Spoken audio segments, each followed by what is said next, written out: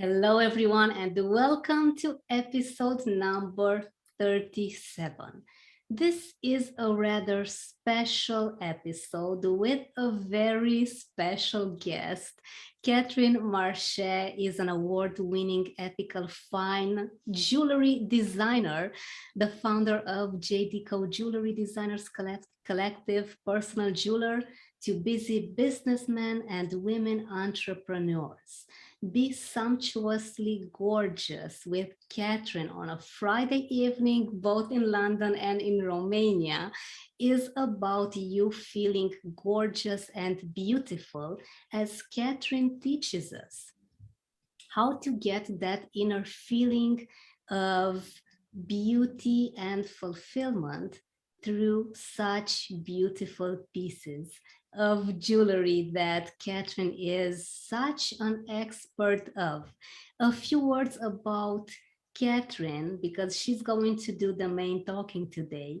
She thinks that everyone deserves to just feel gorgeous. Because Catherine values individuality, she enjoys the close relationship she has with a client when designing a custom piece, and hopes to sublimate the beauty and inner feelings of her clients through the creation of their jewelry.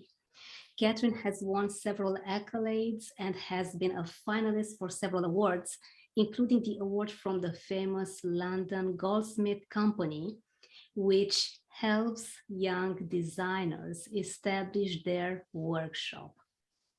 Catherine, it's a true honor and such a pleasure to have you here with us today. Welcome. Bonjour. Thank you very much for having me as a guest today. I'm very honored. What a pleasure, Catherine.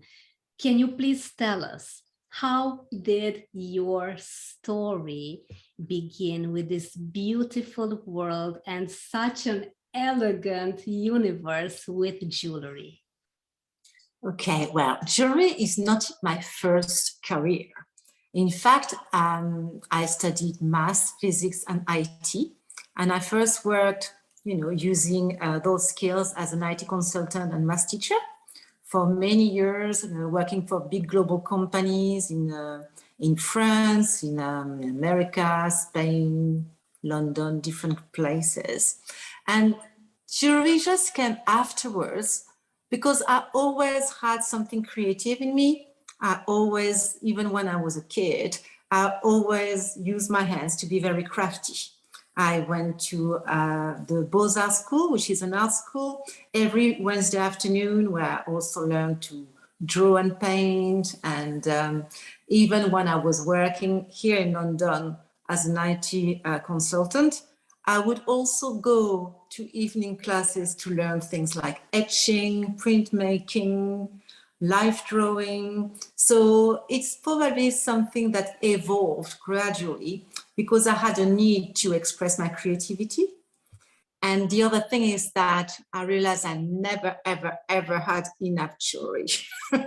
Wherever I go, wherever I went, every travel, every trip abroad, most of the time, of course, I would bring back some souvenir, like, shells from the beach or a statue made by a local craftsman, but I would also bring back special pieces, special jewels, which were made by local artisans, because I think it was really important that I could have something that I could wear to remind me of, my beautiful experiences abroad and the places I had seen. And also the thing is that when you find something so far away, you end up being one of the only person having that wherever you live, which is something that makes it even more special. And I really like the fact that you can go, almost hunting and rummaging to find special pieces. So I think I probably came to jewelry one day when I was thinking, what shall I do with my life? Because IT is very demanding with the times, and I have now 2 young babies, which means that I wouldn't be able to see them grow up and be around them if I was remaining there. So I wanted to pivot my career, and I suddenly thought, actually, maybe I could just, learn how to make jewelry and see how it goes. And that's really how I got started, to be honest. So yes, there was some fear involved. But I first thought you never know until you try. So I started with an evening class, which was 10 weeks long. And I enjoyed it. And then I took another class and another class and another one and so on, and degree and another degree. You couldn't stop learning more. I think I will never finish learning. There's always something new to learn about. And that's what's so fascinating, with life, is that you always go on a journey from one place to another, and you can evolve with that, which is quite satisfying. I'm so glad that you said that there was fear involved, but you said that if you don't try, there's no way of knowing. And I'm so glad you followed your own advice. Because the worst that can happen is that you don't like it, So how can you know what it's going to be like if you do not try it? It's like with food. There's a new recipe. It looks weird. Do I try it? Yes, of course you do, because it could still be weird and delicious. I'm loving your attitude. You are so right, because we can have something at the end of the journey after fear, something that's very delicious, very relieving, something that maybe you have been looking for all your life and you'll never know until you give it a try. Catherine, what do you think about mistakes? Ooh, I've done quite a few. I think mistakes is something you can learn from. It's something that enriches your experiences. And yes, some can be small, some can be big, but it's what makes us who we are today, And I think people who never try anything new, I think probably they will never make any mistakes, and they might end up maybe being stuck in the same routine all the time. But personally, I'm somebody who embraces change. I love experimenting. I love new things. I'm really open-minded about new cultures, new countries, different ways of life. And I think that you have to try, even if it might be a failure or a mistake, but that's the only way to see if it's something that can fit you. I love it that you said this. Thank you, Catherine, because there is that regret. If you don't do a certain thing at a specific time, you may not have the chance to do that ever again. And regret does hurt more than fear will ever do, because you can live with fear. You just do the thing that you are afraid of, but living with regret is more difficult.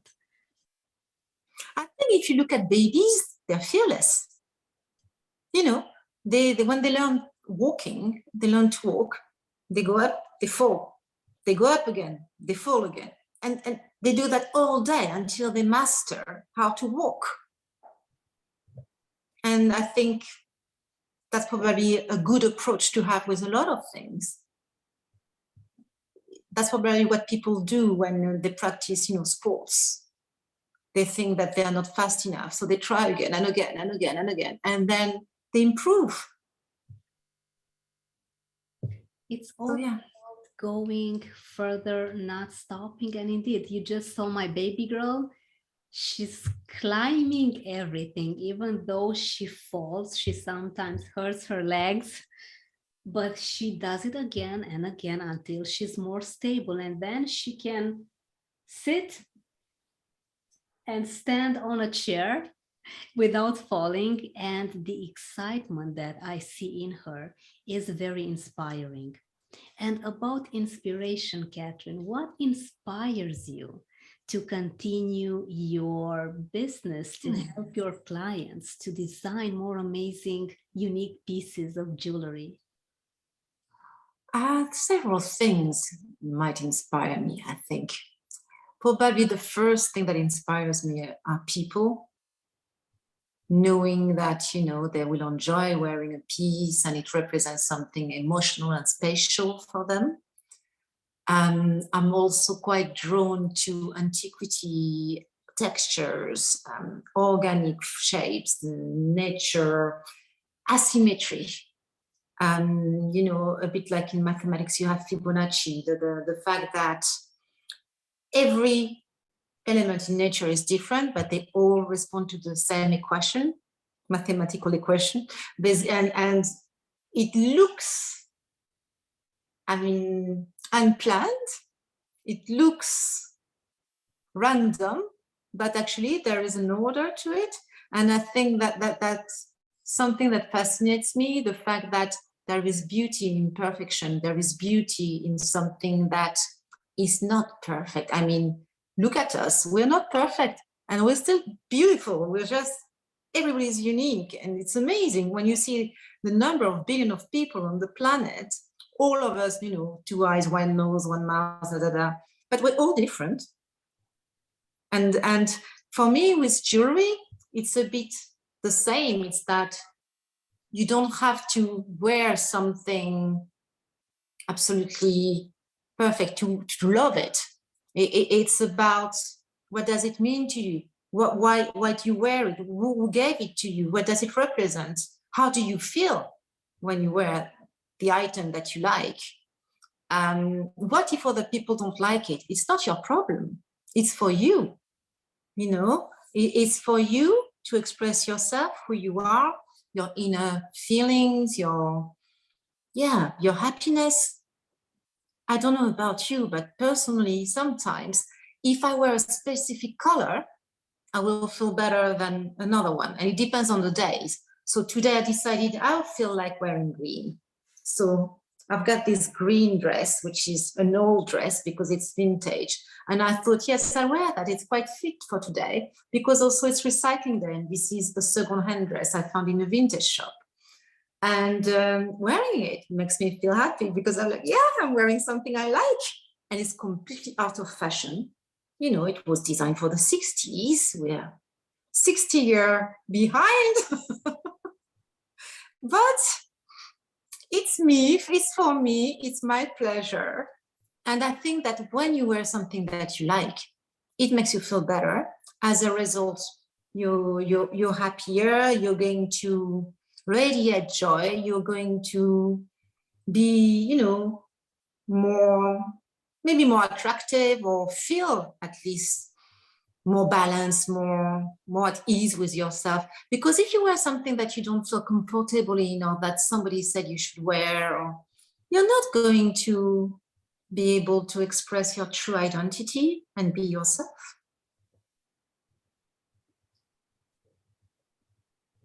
I haven't yet thought about it until I met you and you gave me some food for thought the last time we spoke, how important it is to make sure that you feel yourself, to feel alive, to feel authentic.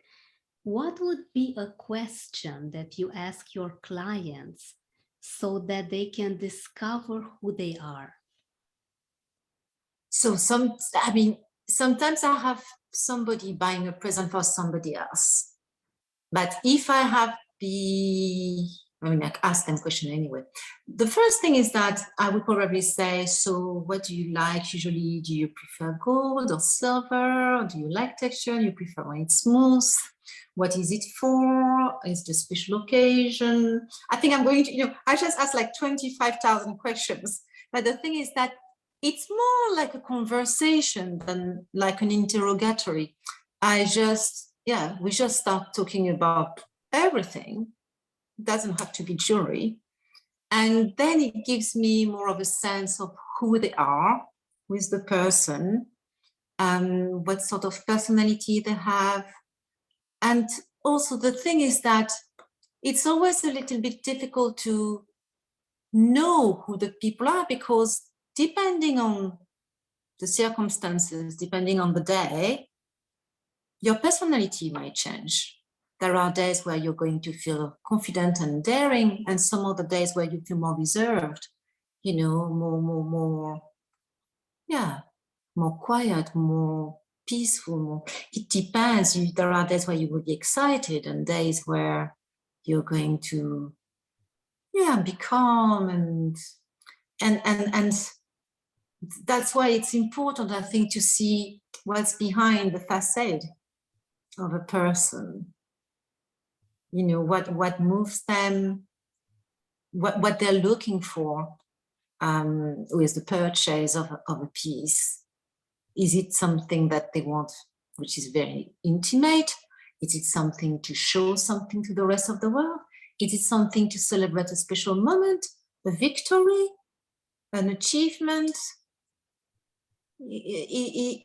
Yes, depending on the responses to that, I would probably do something completely different.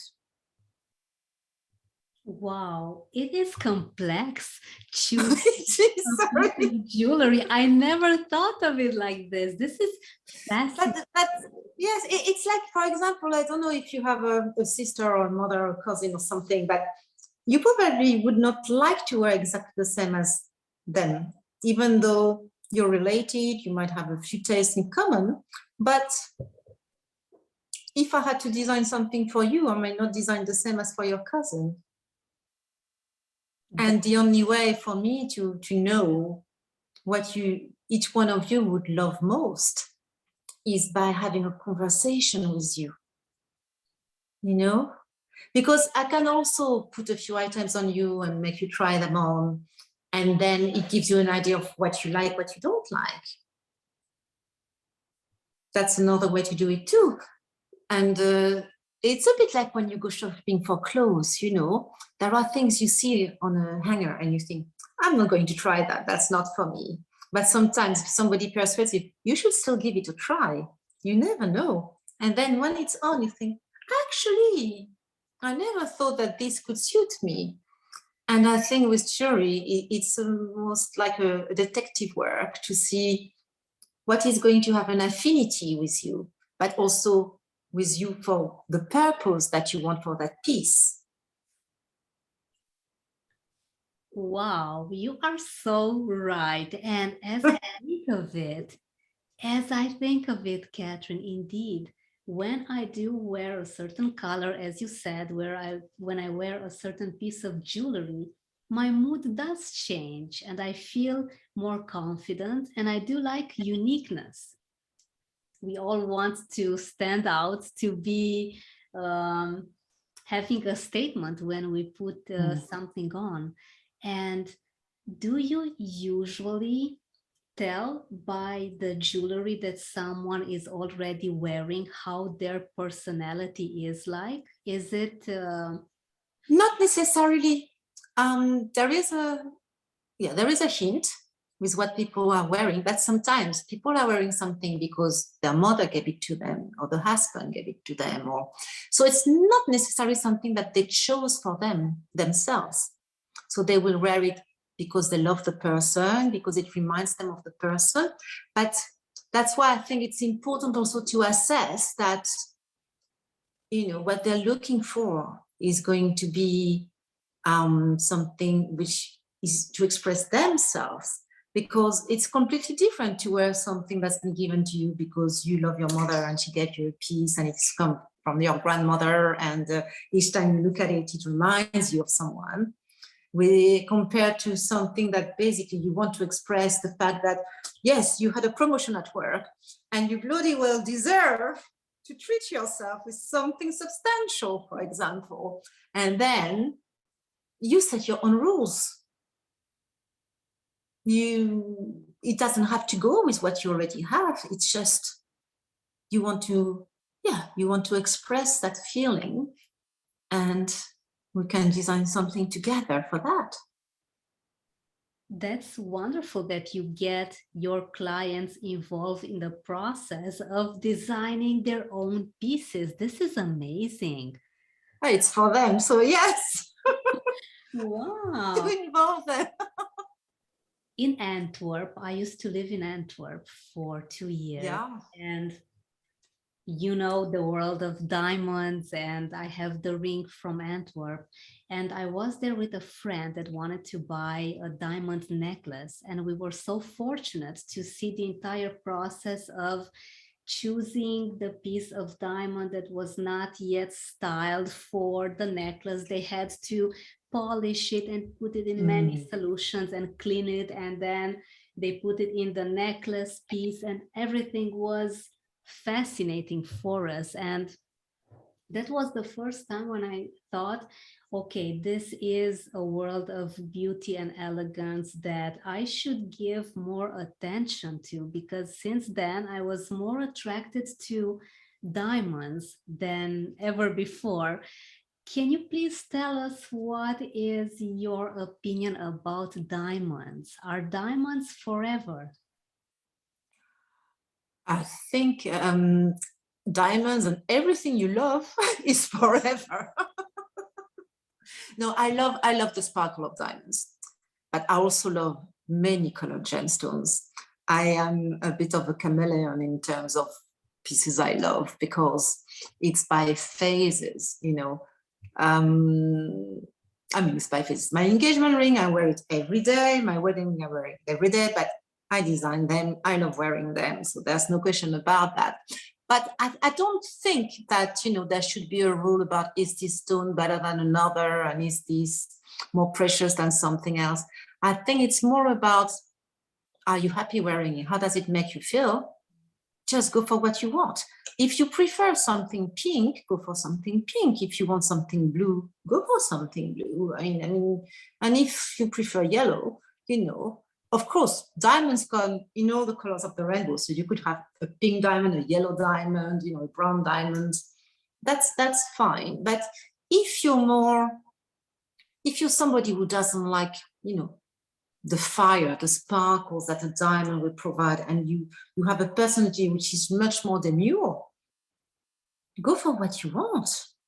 You don't have to follow rules. It's really about you, you know. I love it, Catherine. So it's not about trends or what's more modern. It's about how it makes you feel when choosing Yeah, I think so. jewelry. This is very relieving, because most of the women I have spoken with through my entire life, they wanted to fit in, wear clothing that is trending, wear jewelry that is trending. When you go to a special occasion, wear something that's very special for that occasion, but it doesn't really need to be like that. No, but do you think that somebody was going to judge you because you don't have the brand that you should wear? Is somebody who's really a good friend, or somebody worth hanging around with? I mean, I know I shouldn't say that online on YouTube where everybody can hear me, but you know, you want to be surrounded by people who enjoy your company, for you, for yourself. And if you wear a brand which is not in fashion, is that so important? Now, of course, there are some standards to respect, and you don't go to a black tie event wearing jeans, you know. You don't go to, I don't know, a garden party wearing your big cocktail, frou-frou. There are some codes, you know, depending on where you go, where to, you know, but you should still not be judged. I mean, especially if you look nowadays, like a lot of the celebrity people, they don't always wear, you know, the most expensive in fashion brand when they go somewhere. Sometimes they will wear something which is several years old, not in fashion anymore, but because they still look gorgeous in it. They, you know, I think there's nothing worse than going somewhere and everybody wears the same uniform.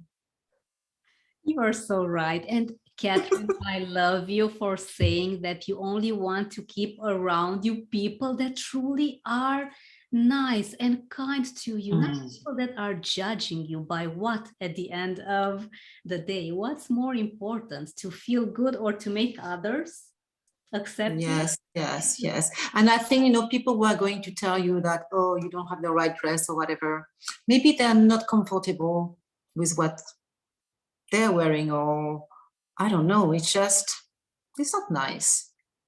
I think Who has the right to judge that? I mean, okay, let's say you go to a place and everybody has, you know, their little black dress, but that day you wanted to wear a red one. Is that wrong? No, wear your red one. And if it bothers them, it's their problem. definitely. You know, yes, okay, you're going to stand out a little bit more because everybody is in black and you're wearing red. So what? Are you happy wearing red? Yes.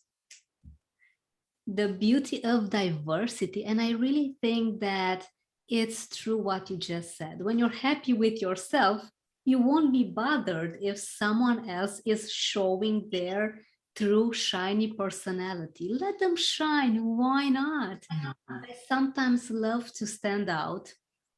And Romania is a more conservatory place. And I do get all sorts of looks, but this is a good sign because it just says, okay, I'm doing the right thing by being me, by being who. So you're being disruptive. You do mention the word disruptive in your biography, and I love it. Please tell us more about being disruptive, Catherine. I think that, you know, conventions are somehow made to be broken sometimes. You were saying that, for example, you walk somewhere, people give you looks because you decided to stand out. But the thing is that everybody who's ever been a fashion trendsetter, that's because they were doing something different. They were wearing something different. They were doing it in a different way. So that's positive, isn't it? Because otherwise he will still be wearing carcans and corset and, you know. Definitely. And I love your view on authenticity. Choose what makes you happy. Mm-hmm. Forget anything else and everyone else. I recently to some extent, I think, you know, if what you decide to choose is really making everybody uncomfortable, I think there is a limit though. You know, like coming up with a completely transparent dress, completely nude underneath. Yeah. Yeah, let's not get that far. Yeah. You know, I recently watched a webinar on style because I wanted to kind of get ready a bit for our talk since you are this beauty expert. And this woman said, after giving a lot of advice on how you should kind of mix colors and jewelry with clothing and all sorts of conventions, she said that, you know what? I told you a lot, but at the end of the day, if you don't go with pink hair in a courtroom and you're the judge, I think you'll be okay. So do what makes you happy, but indeed there is that limit that you just mentioned, not that much nudity or having pink hair if you want to be judging a courtroom. Indeed, it's that very fine line. But at the end of the day, she also said, do what makes you happy. And Catherine, can you please tell us, what pieces of jewelry make you happier when you create them? What do you like creating more of them all? Oof, that's a very, very, very hard question. I think they kind of all make me happy. I don't know, really. I think, yeah, I like rings. I think probably maybe the rings are in a way a bit more satisfying because it's something that you can wear and look at yourself, you know, because when you have a necklace, you don't really see it on you unless it's a long one. When it's earrings, you can't really see, you know, you can maybe touch them and play with them, but the ring, you know, you can go, oh, nice, you know. By the way, Catherine, people that are watching us on YouTube can see you on a bigger screen here. You are absolutely stunning in your Oh, green thank vintage you. dress, and I love your jewelry. Can you please tell us a bit about the beautiful earrings and the gorgeous necklace that you are Oh, wearing? okay. I'm going to try to show them.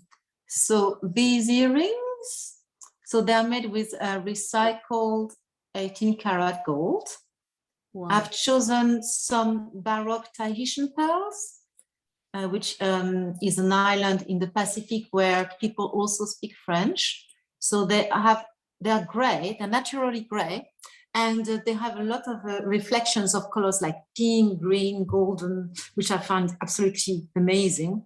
And then the stones at the top, I'm not sure if I can show that. Yeah, it's moving. Beautiful. They're called rutilated quartz. And it's a gemstone which is quite transparent, but inside you have little needles of copper, which looks quite golden as well. Every stone is different. And I think that the gold of the rutile goes with the undertones of the pearl. So that's something I really enjoyed combining together. And then what am I wearing? I'm wearing this necklace. Up, voila. Yes. So it's a long, irregular chain where every link has been forged and made by hand and then hammered flat. But there isn't really two links which are exactly the same. So you have some long ones, some round ones, some oval. And what I've done is that I have a clasp here, which make it easy to wear your chain different ways, depending on where you put the clasp. And actually, this one has another clasp. So you can really play, you know, and change the way your necklace looks. You can also put it around your wrist, like several bracelets. So I like the versatility of it. And it's big enough to be worn as a belt if needed. An expensive belt. Wow, these are I should make a version with diamonds, you know, the diamond belt. Oh, yeah. And what else? Yeah, today I'm wearing also rings. Wow. Wow. So the orange gemstone is a garnet. Garnet, like sapphire and diamond, come in different colors. And the one below is a ruby. And I like the fact that the shape is not regular. It's like, you know, it's like a lake. It's like a pond. The shape is just random. And yes, I like that. So I've decided to wear them together because I wanted a touch of red. I wanted a touch of vibrancy because, of course, green wasn't enough, right? Bright green. I needed some bright colors in addition. Wow, these are exquisite, Catherine. Thank you. These are beautiful. I also have a thing for longer earrings. Mine are. Ooh, nice. I love sparkling jewelry as well. And this is like a teardrop kind of, but yeah, but organic. Wow, and it's beautiful. Fascinating how your earrings are moving when you move. I think it just creates so much elegance in a woman's face and hair and the neckline, how it all combines. I love that longer chain as well. I have something more simple. I have another one. Hang on. Oh, wow. Wow, that's, oh, what is it? I didn't see it that well. Oh, well, I didn't make this, but it was something that my mother commissioned for me when I was a girl and doing my communion, you know, the Holy Communion. Yeah. And yeah, I wear it on and off. That is beautiful. And instead of using a chain, I've decided to put like a row of lapis lazuli. So today it's a row of lapis. Maybe next week it will be rubies or a chain. It depends. Because I also wear it with jeans or with a shirt. I mean, even this, you know, I wear it with different things depending on the occasion. You can also put it like a tie where you put the clasps here and then you let it hang. It's just very versatile. And I think that it's nice to regain this element of playfulness with your accessories, because what they have been designed for is to accessorize you, to make you express different, feelings, or different, to go to different occasions. So it's really nice that depending on which finger you wear your rings, or do you put just one, or are you going to put several together, you just create new stories each time. Wow, I love this. And thank you for sharing your beautiful jewelry with us. Thank you for telling us about this.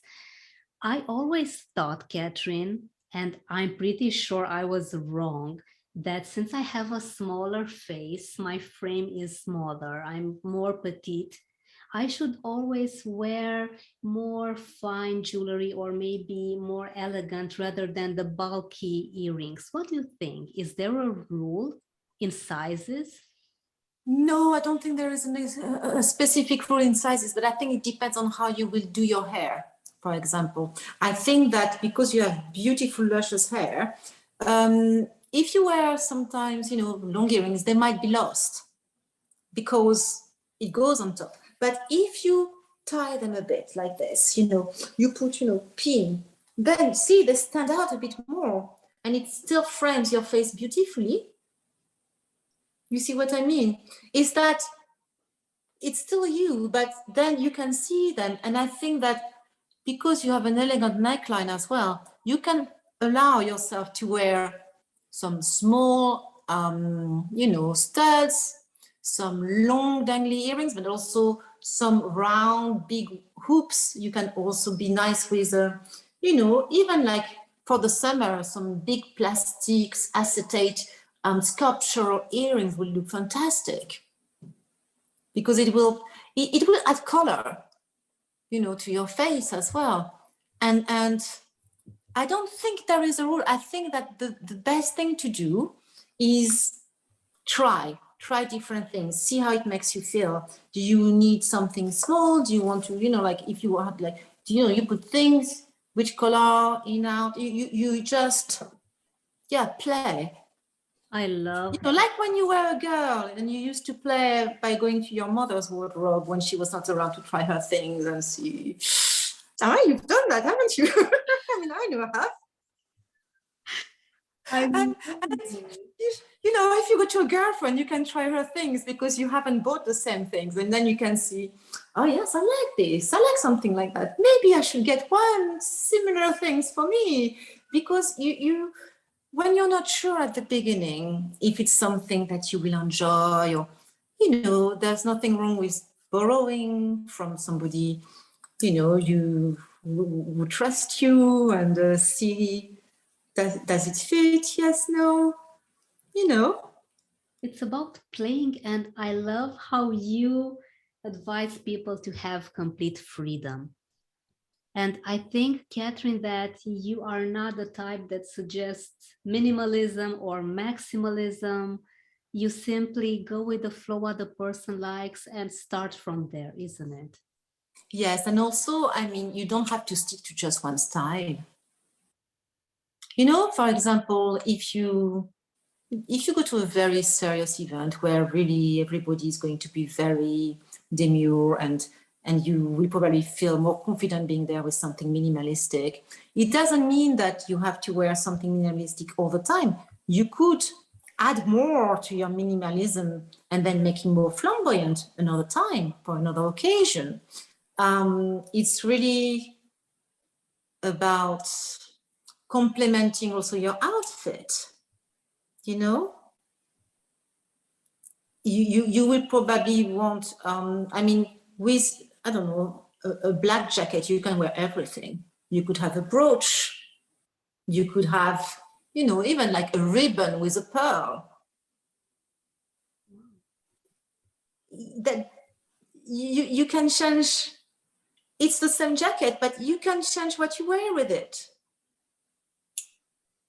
And also, depending on the way you do your makeup that day, if you have a very bright red lipstick and where you want the focus to be your face, then you will have more discreet earrings.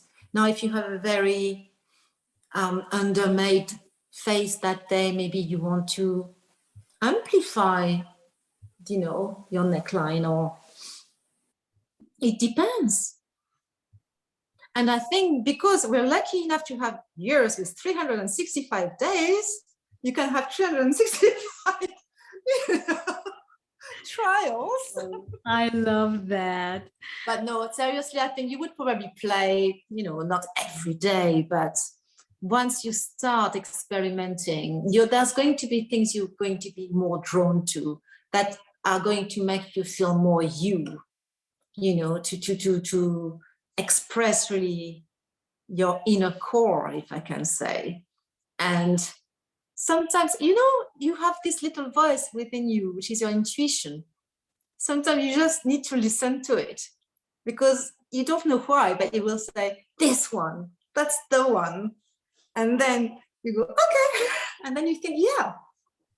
Oh, exactly.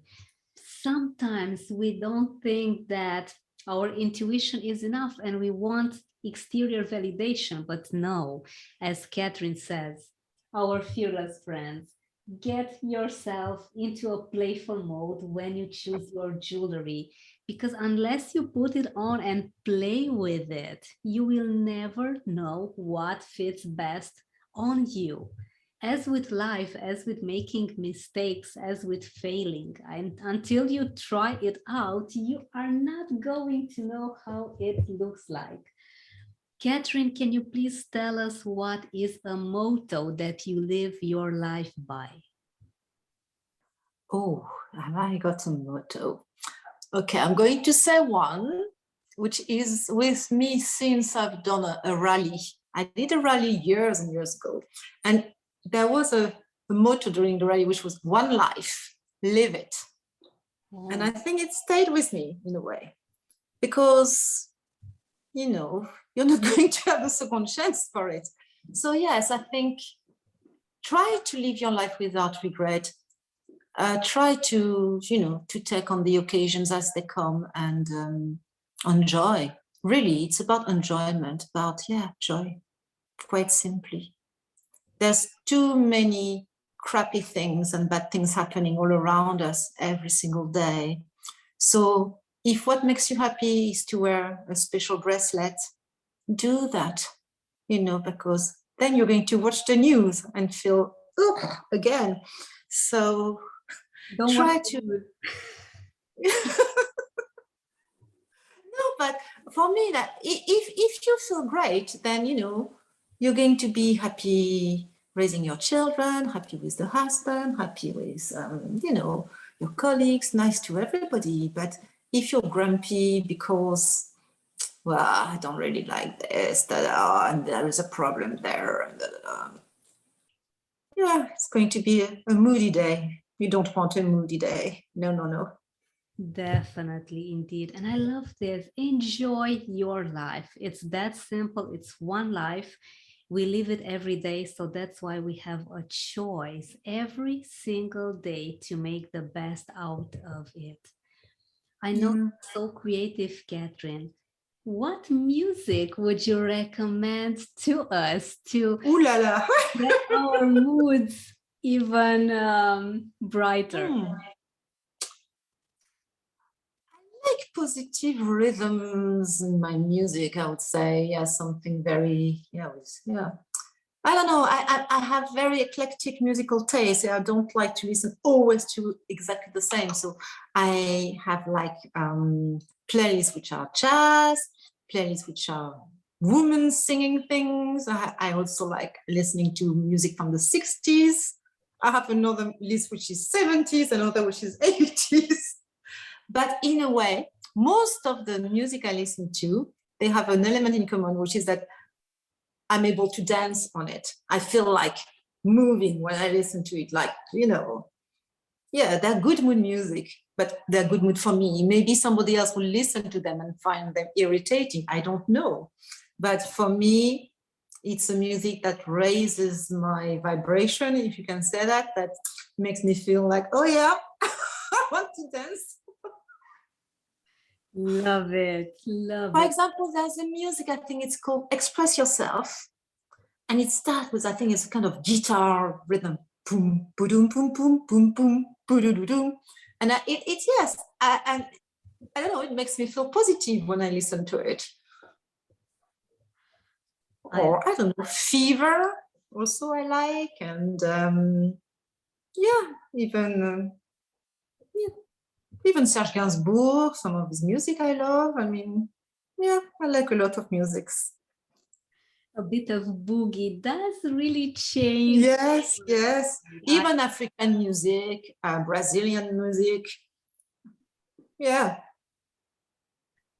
There is a radio called FIP Radio, which is a French radio, and they have a program which is world music.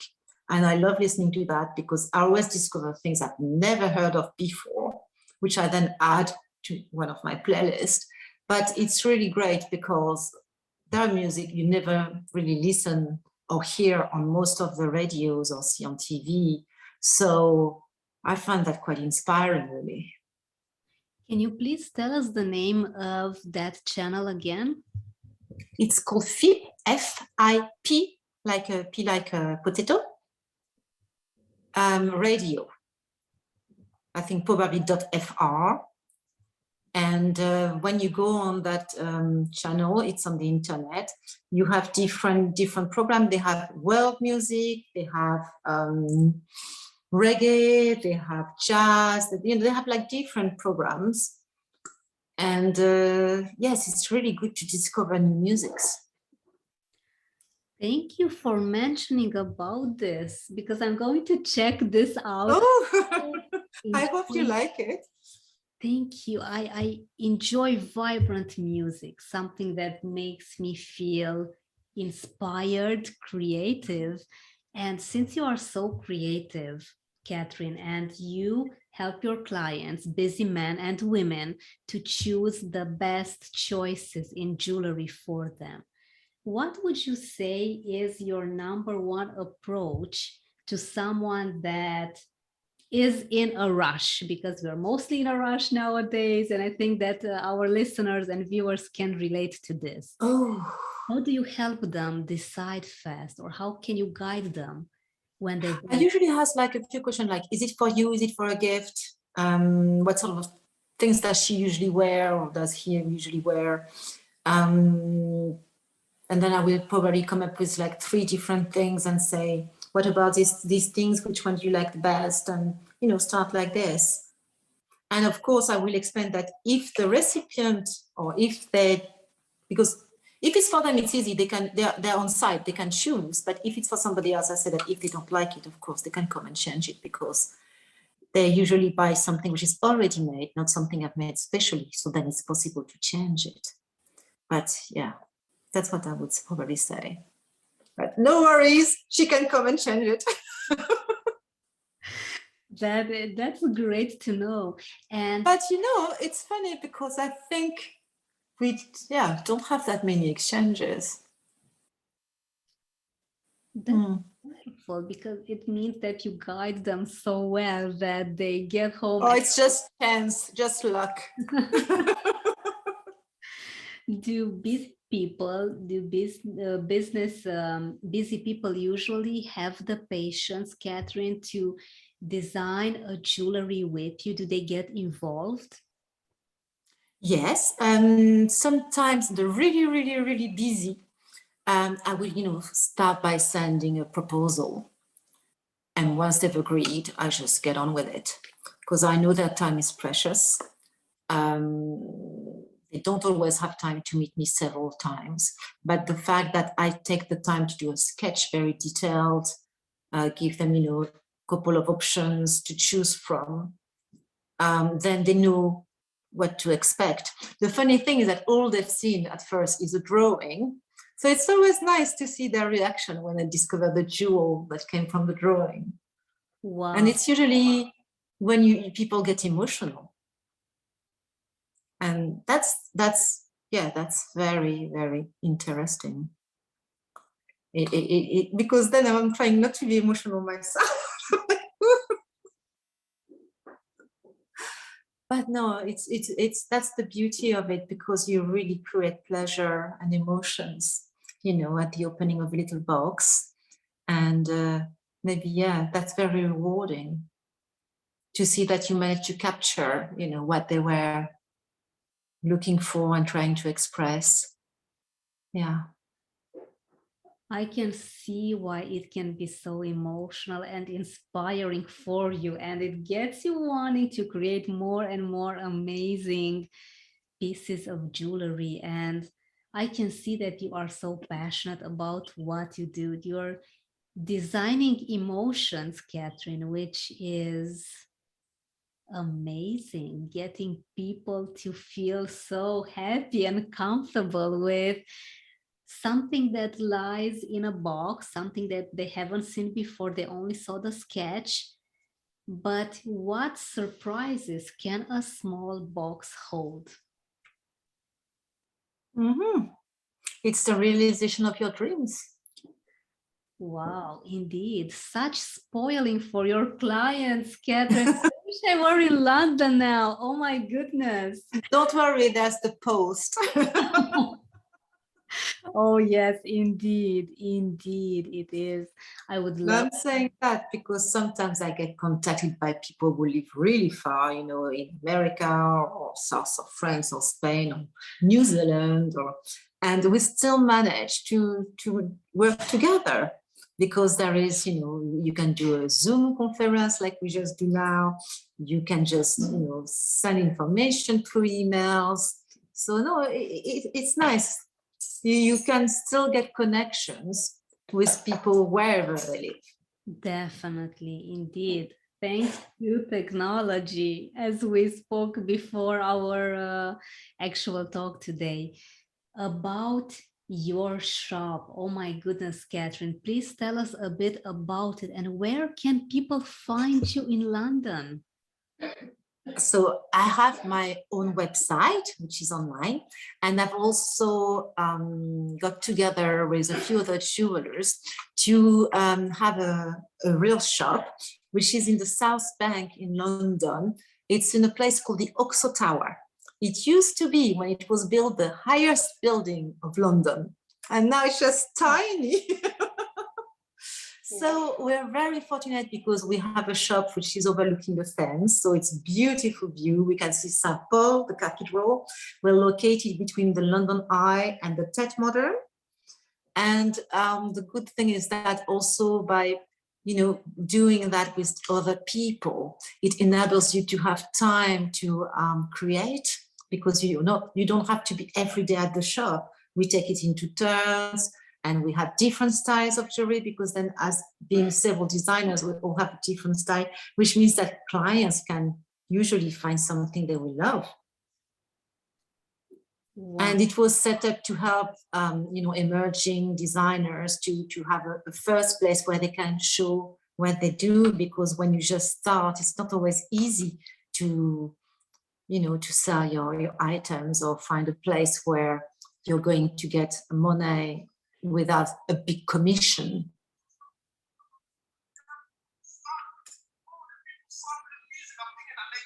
I don't know. I think my son has just left his headphones here, which are talking alone. No worries, my dear. Oh. I am sure that everyone will want to get in touch with you. My fearless friends, go check London and have Catherine on your list, because you are going to love being in her. I mean, I would also like, if people want, if they have questions, they can contact me via Instagram. You know, if they have questions, I'm happy to help. Definitely. People are going to be fascinated by your wonderful creations. You are going to find Catherine's links everywhere on social media, in this description, on Spotify, on YouTube as well. So make sure you check Catherine's work. Catherine, before you go, can you please tell us which is the best place where people can get in touch with you? Is it LinkedIn or Instagram or your website? I think the best is probably my website or LinkedIn, because I think Instagram is not always reliable. So it's better to just go direct to the source, straight to my website. That works 24/7. And yes, I'll always endeavor to answer to the emails I receive. So yeah. Wonderful. Catherine, this has been more than inspiring. What a privilege.